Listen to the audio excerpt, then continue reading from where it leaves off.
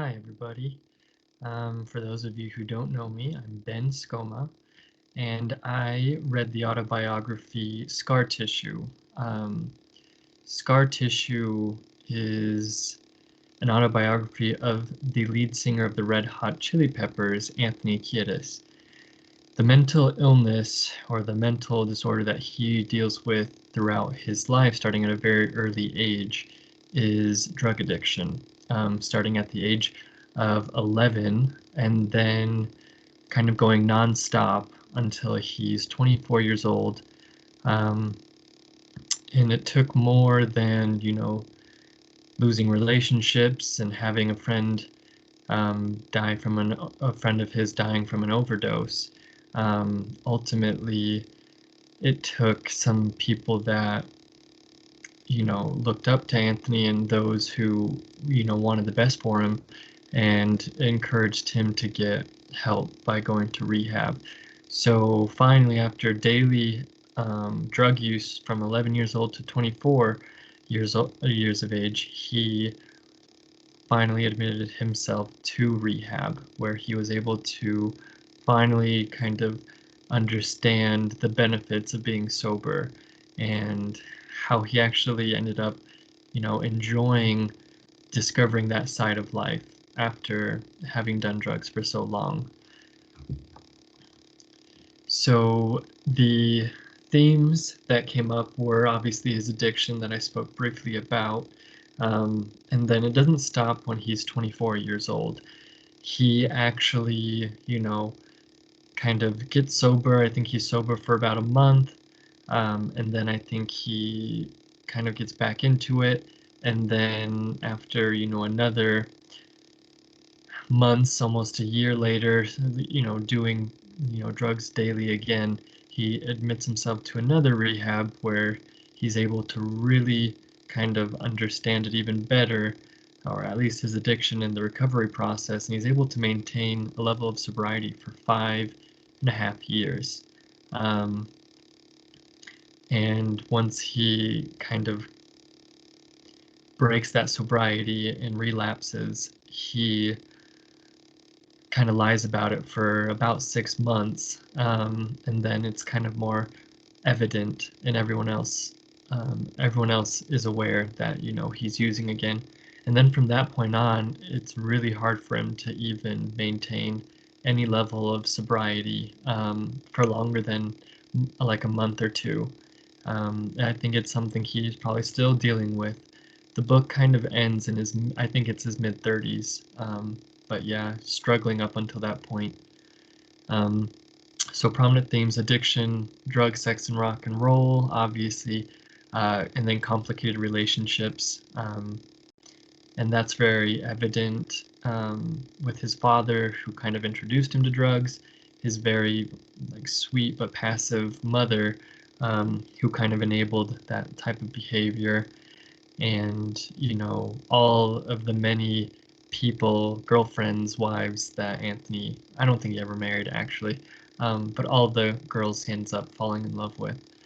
Um, so an interesting part about this autobiography is that at the beginning you really do kind of go along with Anthony and his journey when he starts doing drugs and all of the fun, exciting experiences that he's having with it.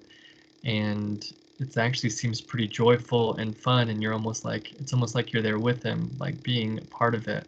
But then, as I mentioned in my post, it takes a darker turn, and he's basically doing anything in his power to get high. Drug of choice is cocaine, and a mix of cocaine and heroin, which are two very dangerous, very addictive drugs, but can give you, a high that is very euphoric. And I think he just kept chasing that, and that's what he wanted, was that euphoria again. Um, So some of the strengths that, I think Anthony possesses is his charisma and magnetic personality. He's obviously a rock star and and a lot of people are drawn to him, and he's led a very full life. meeting tons of other rock stars and tons of celebrities, and they're also drawn to him, but he finds himself in these precarious situations where you know he can get to that point, but there's still a level of control he doesn't have over himself, and that is his addiction. Um, and something I really did admire about Anthony as well was like his ability to like care and love people. He had a lot of care in his heart, even though he hurt people all the time. That didn't, detract from the fact that he did, care about, the people closest to him in his life. Um, and then some of the issues of diversity or social justice, I just noticed that he had a lot of run-ins with law enforcement, and especially with what's been going on this past year with people wanting to defund the police, some people even wanting to abolish the police. I might not be as, you know, anarchistic, I don't know if that's a word, about the situation, but I definitely don't think it's law enforcement's place to be targeting these sensitive populations, these oppressed populations, which we see day in and day out. And they definitely targeted Anthony because he did have long hair, he had track marks that were evident, and maybe he wasn't doing the safest things, but at the same time he wasn't hurting anybody except for himself, obviously. And the thing is, it's not that law enforcement's trying to get him into a rehab treatment. They're trying to kind of just detain him and get him in a situation where he will feel even more hopeless and, maybe more in a place of where he doesn't know what to do. And sometimes that can help and help people realize what changes they should be making in their lives. But I don't know. I think sometimes law enforcement goes about it in the wrong way. And so as a social worker, I just some of those things I just don't truly agree with.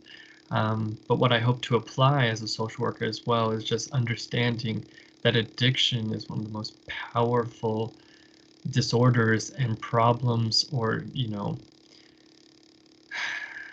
battles that people have that last almost a lifetime. You don't